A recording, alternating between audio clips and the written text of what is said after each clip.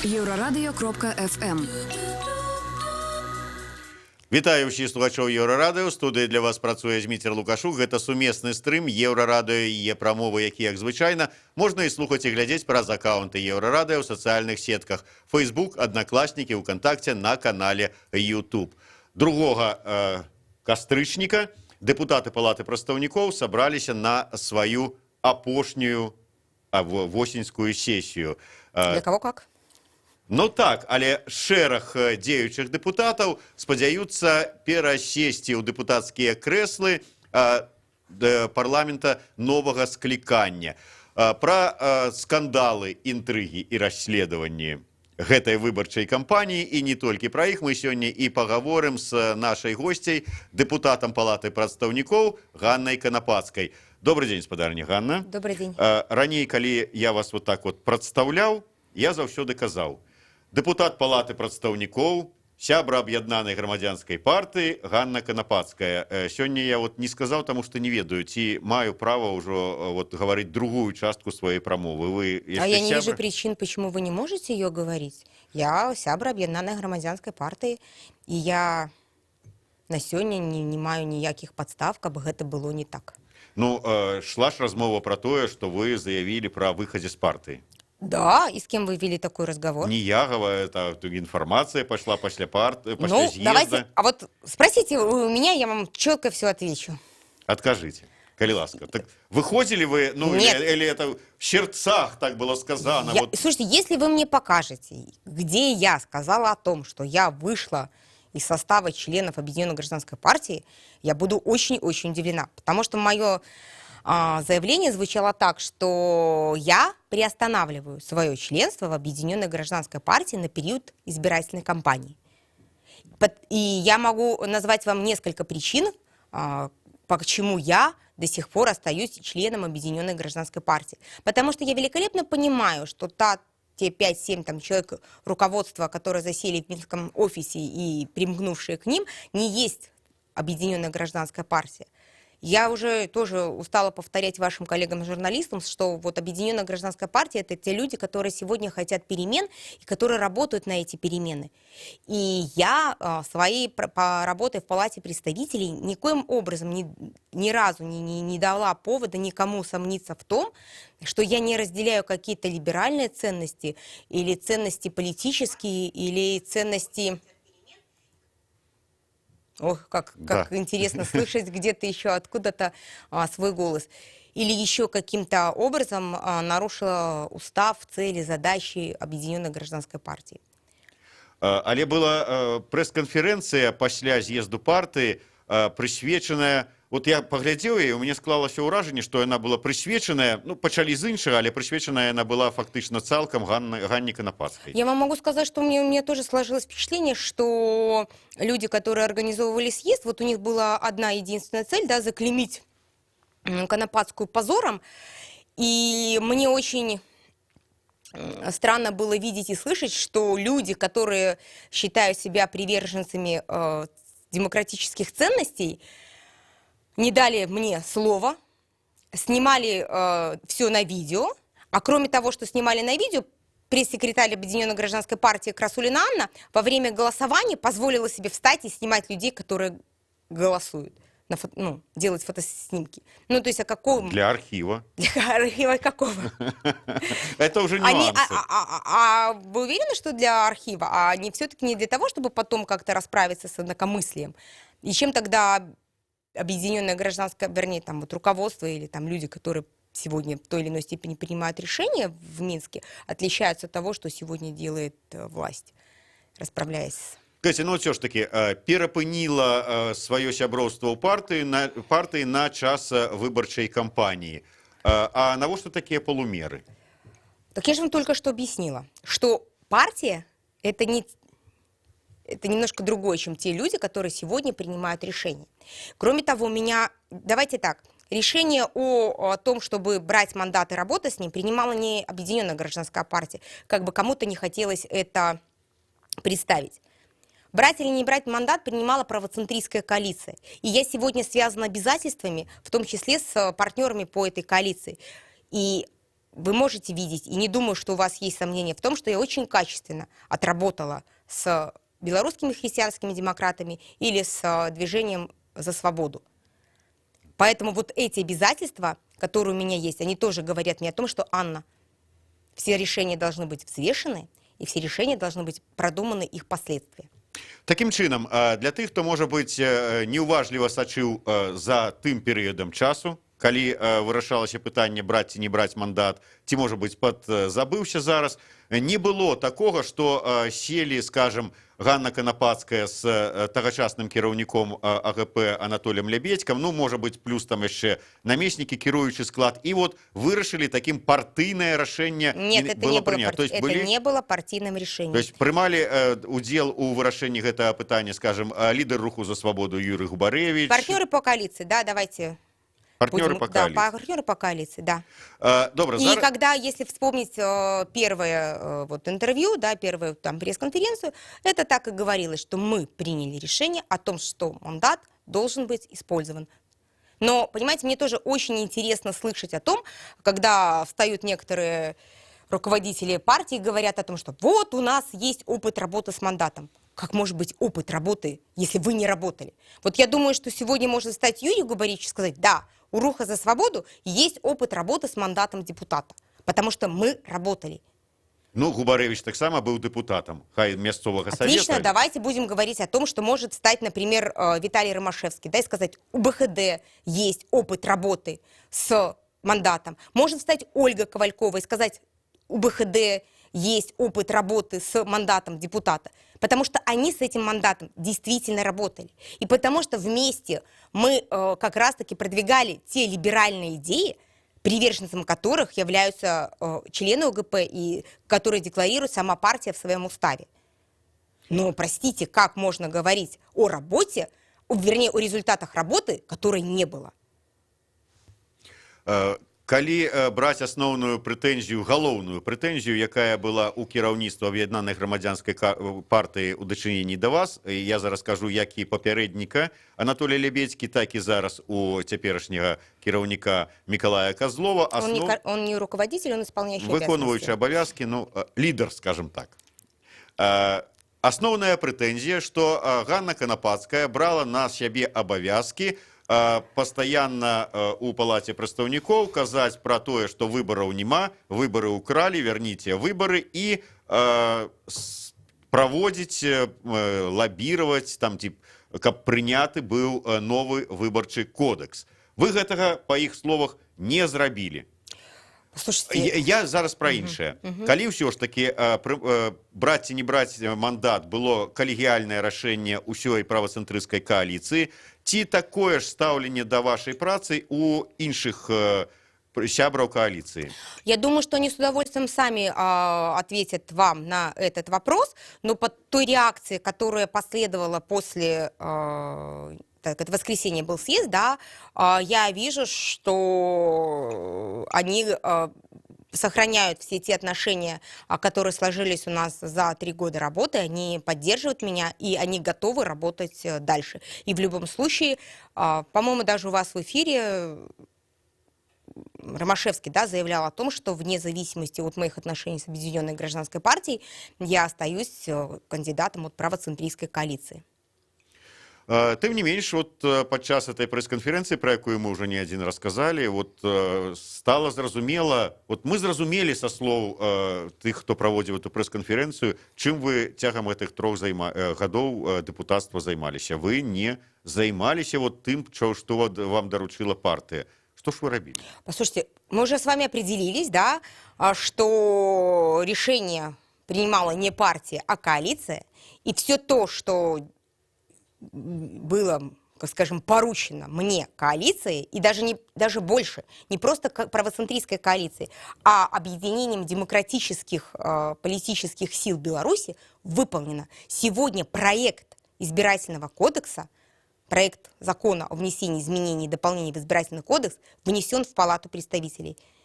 И я работала со всеми этими структурами, кроме Объединенной гражданской партии, которая самоустранилась от этой работы еще там 2 или 2,5 года назад. Понимаете? То есть партия, которая обвиняет меня в том, что я что-то не работала над продвижением повестки свободных и честных выборов, сама от этой повестки в палате устранилась. Как мы можем говорить о качестве работы с мандатом, если работа не велась? Добра, вы мне скажите іншае. Лео Марголін на вас уже в суд подал? За что? Ну, падчас этой пресс-конференции ён заявіў, што вы там как бы паклёп навялі на партыю, на кіраўніцтва партыі, заявіўшы, што партыя там ледзь не прадае месцы ў партыйных спісах. И казал, что вот надо подумать, может быть, нават у суд за образу на Ой, мне бы очень хотелось, чтобы Лев Марголин подал на меня в суд, чтобы я, соответственно, могла потом подать на него, потому что я никогда об этом не писала. И мне очень интересно, где же он найдет вот такую мою цитату в письменном виде, не знаю, вот там, не знаю, в прессе, в социальных сетях или еще где-то. На юриста нарвался Лев Марголин. Вот где ж тут... Мне вот, слушайте, вот вы, может быть, ему напомните, да, что вот он говорил, что он это сделает. Потому что, несмотря на то, что очень многие присутствующие на съезде члены партии считают, что депутат живет припевающий, жирует на шикарную зарплату и устраивает там личную жизнь в кулуарах, да, встречаясь с министрами там и т.д. и т.п. Я могу сказать, что мне бы сейчас не помешали на проведение предвыборной там агитационной кампании денежные средства, полученные от защиты чести и достоинства. Значит, сустракаючыся ў кулуарах с министрами, вы все ж таки приватное жыццё там уладковывали. Я решала производственные рабочие моменты. А если у кого-то есть буйная фантазия, ну, пусть завидует молча. Ну, это ж добра, калі фантазия у людей, знаете, не так сумно жить тады. Давайте мы ее как-то в мирное русло постараемся направить. Вы мне лепей адкажыце, там яшчэ адзін быў скандал такі звязаны з тым, што нібыта Ганна Канапацкая заявила, все ж таки я вяртаюся до этого пытання, заявила про тое, што вот, ну, ледь не гандлюя партия там местами у партийных Я не заявляла об этом. Хорошо, прогучала конкретно, что яна виноватила у тым, что вот у списах партийных АГП з'явіўся человек с «Говори правду». Змитер, вот я не знаю, кто вам поставляет информацию, но я бы вам, наверное, посоветовала сменить этот источник. То есть не з'явіўся. Я говорю о том, вот если вы меня сейчас спрашиваете так, как я вижу эту ситуацию, то я вам расскажу. Я говорю о том, что на съезде выступал бывший лидер партии, представляя 3 кандидатуры людей, которые хотят быть выдвинутым по партийным спискам. При том, что эти люди до этого в Объединенной гражданской партии не состояли, там как бы членами партии не являлись.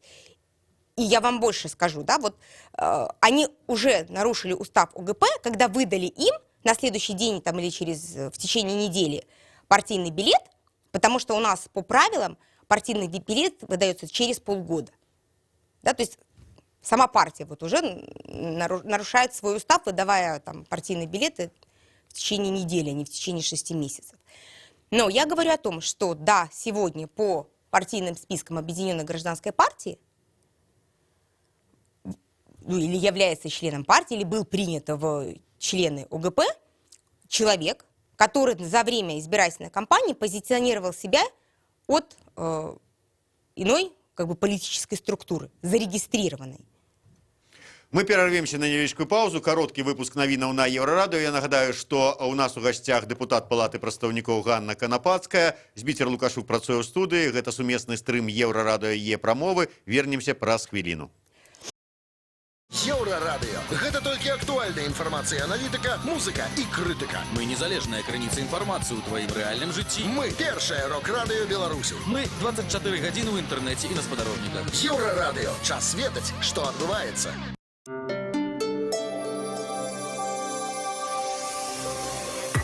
Еврорадио. Новины – наша справа. Вітаю, каротка пра асноўныя падзеі на гэты час. Міністэрства абароны анансуе новыя ільготы для тых, хто адслужыў у войска. Змены ў працоўным кодексе, прапанаваныя Мінабароны, набудуць моц ад 28 студзеня 2020 года. Паводле іх, пасля тэрміновай службы ў войску, за грамадзянінам цягам 3 месяцаў захоўваецца працоўнае месца альбо даецца раўнацэнная пасада. Захаваць сваё працоўнае месца работнік можа нават прыватнага ўласніка. Раней гэтая норма, нагадаю, тычылася толькі дзяржаўных установаў. Ёсць змены выгодныя і ў жыллёвым кодексе. Тыя, хто адслужыў, атрымаюць першапачатковае права на інтэрнат. Гэта закранае і навучэнцаў, і студэнтаў. Каб атрымаць інтэрнат у першую чаргу, ім спатрэбіцца вайсковая рэкамендацыя. Ёсць і іншыя сацыяльныя гарантыі для тых, хто прайшоў тэрміновую службу. Гэта выбар месца размеркавання пасля навучання, бясплатнае навучанне на падрыхтоўчых курсах, перавага пры залічэнні пры роўных балах.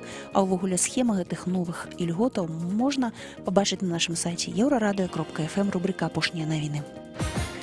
Беларусь адкрыла ў Індыі 5 візавых цэнтраў. Гэта ў Дэлі, Бангалоры, Калькутце, Мумбаі і Чэнаі. Падаваць дакументы візавых заявак на беларускую візу могуць не толькі грамадзяне Індыі, але яшчэ 74 краінаў. У апошнія гады колькасць турыстаў з Індыі, якія хочуць прыехаць у Беларусь, істотна ўзрасла. Пра надвор'е. Заўтра, 4 кастрычніка, у нашай краіне воблачна з праясненнямі, месцамі дажджы. Уначы і з раніцы туман, вецер заходні ўмераны. Уначы 3,9, у дзень 9-15 градусаў вышэй за нуль.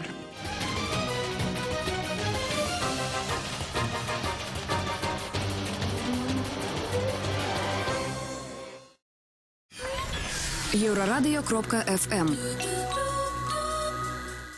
Вяртаемся ў студыю Еўрарадыё. Для вас працуе Зміцер Лукашук, і падчас сумеснага стрыма Еўрарадыё і Е-прамовы мы цікавімся у дэпутата Палаты прадстаўнікоў і сябра па-ранейшаму аб'яднанай грамадзянскай партыі Ганны Канапацкай пра тое, як яна крыху, так скажам так, пасварылася з партыяй, і далей пагаворым пра сённяшні стан хаду выбарчай кампаніі. Але на заканчэнне, ўсё ж такі, калі прыдзірацца да слоў, якія там былі потым у СМІ з'явіліся пра тое, што Ганна Канапацкая заявіла, што зараз па партыйных спісах аб'яднанай грамадзянскай партыі пойдзе сябра «Гавары праўду». Вы упарта не называеце прозвішча, але я ўсё ж такі, аналізуючы там тое, што бачу у Фейсбуку, да прыкладу, бачыў, як Анатоль Лябедька схадзіў да міністра адукацыі разам з Сергеем Альшэўскім.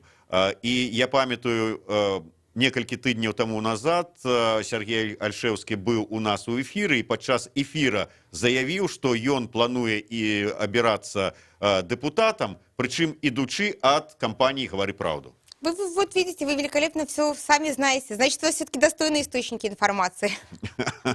Ну, дякую. Но, с другой стороны, я тоже у вас хочу спросить. Вы так говорите, Анна Конопадская, депутат Палаты представителей.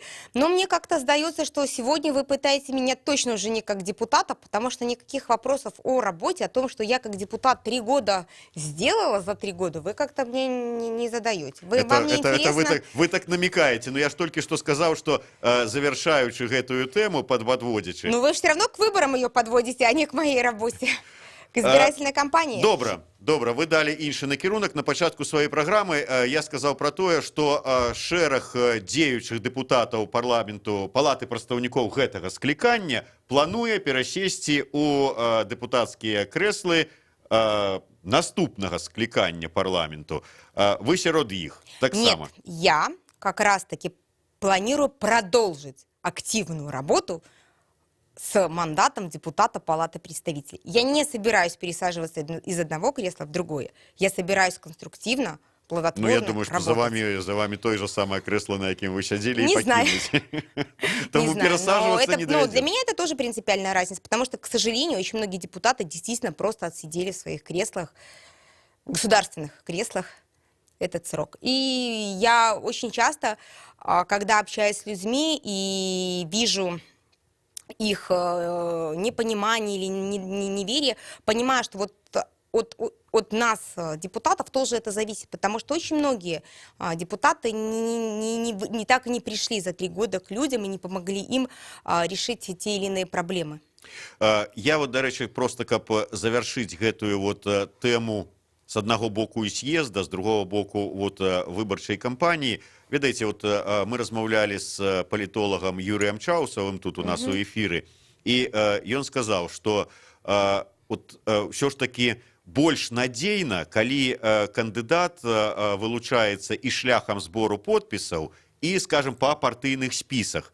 Таму што калі абраны вылучаны шляхам збора подпісаў, то можна знайсці любыя там нюансы, каб зарубіць там гэтыя подпісы, там нешта там знайсці, не так поставлено, и снять с выборчей дистанции. То у всех просто разный почерк. Кто-то пишет Т как Ш, кто-то пишет Т как... Ну, да, я до того, что зараз вы позбавленыя магчымасці быць вылучаны яшчэ паралельна і па партыйных спісах. Наколькі вот все ж таки рызыка неатрымання мандата павялічылася? Ну, вы знаете, что я считаю, что вот руководство Объединенной гражданской партии сделало все для того, чтобы дать власти в руки вот этот вот козырь, да? Зарубить единственного оппозиционного депутата в Белорусской палате представителей, да, и вообще просто может поставить крест на какой-то оппозиции и на превращении палаты в парламент. Ну, давайте уже Алену Анисим не скидывать уже кончатково, так, с рахунков все ж таки там. Ну, подождите, Алена не принадлежит к... вы зараз про партийных менавіта, да? Ну, да, так, Всё, политическая оппозиция, да. То есть, поэтому, понимаете, еще раз повторяюсь, да, что вот она сама дала в руки вот этот вот чудный козырь. Потому что за всю практику существования вот избирательной системы на всех кандидатов рубили на сборе подписей. Вот моего помощника в прошлом году на местной кампании тоже зарубили на подписях. Ну, в этот раз он тоже собрал 1000 подписей, или даже чуть больше. И я собрала уже чуть больше. Но еще раз повторюсь, что практика показывает, что именно на подписях.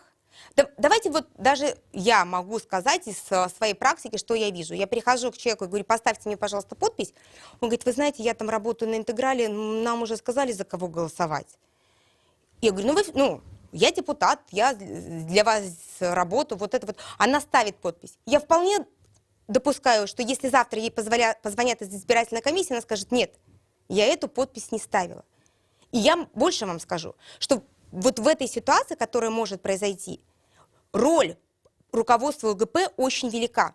Потому что партия настолько, вернее, даже руководство партии настолько за 20 лет не наигралось в лозунги, да, что оно не поняло, что время лозунгов ушло, что надо работать. И надо работать с конкретным человеком и объяснять ему не лозунгами, а конкретной работой, как честные свободные выборы влияют на зарплату, на чиновников, на цены в магазинах. Понимаете?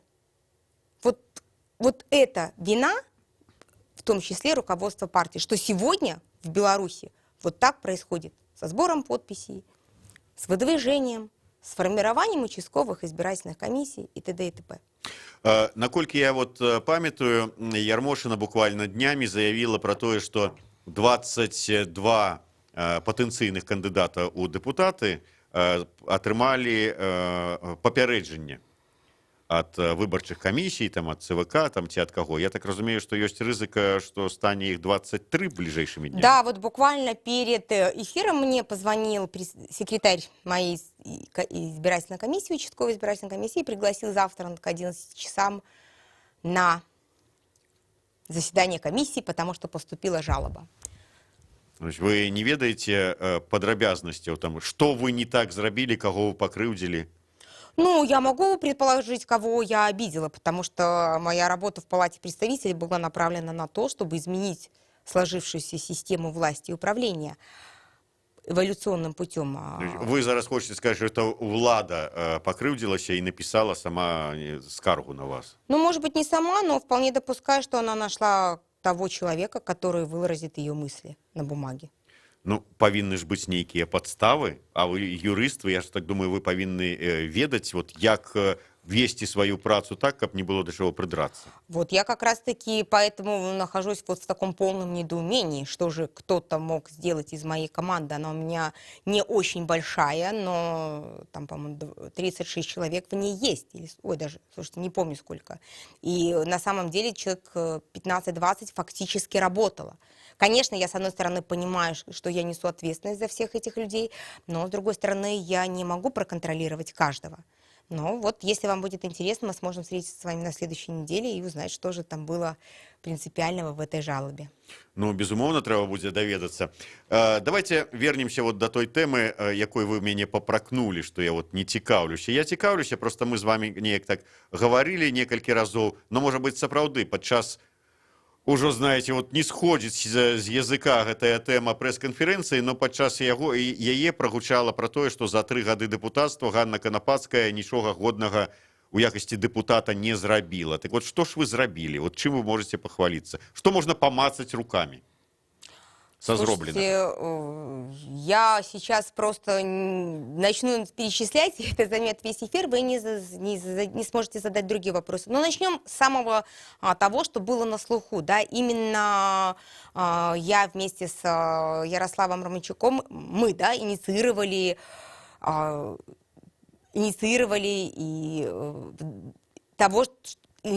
отмену декрета номер 3.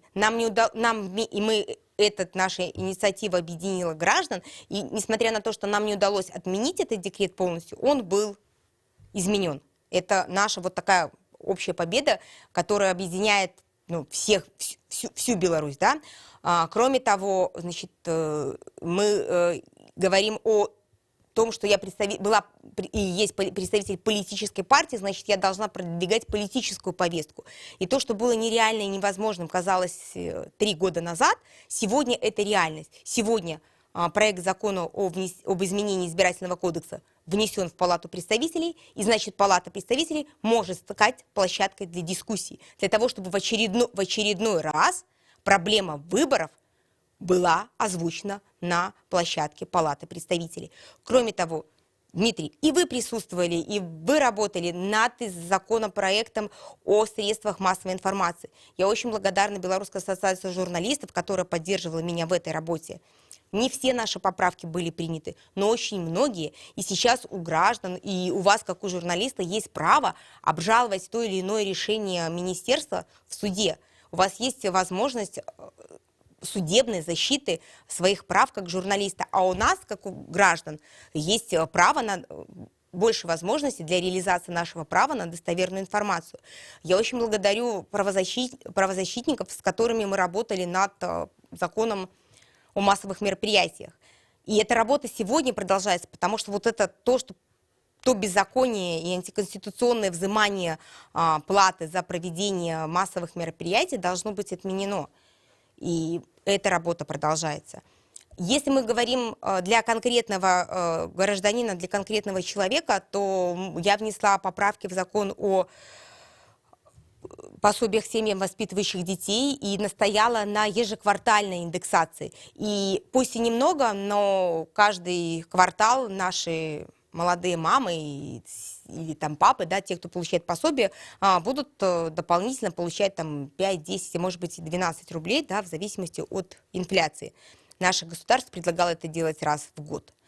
Если мы говорим о бизнесе, то я всегда была сторонником либерализации отношений, поэтому очень плотно работала и над налоговым кодексом, и внесла туда более 23 правок.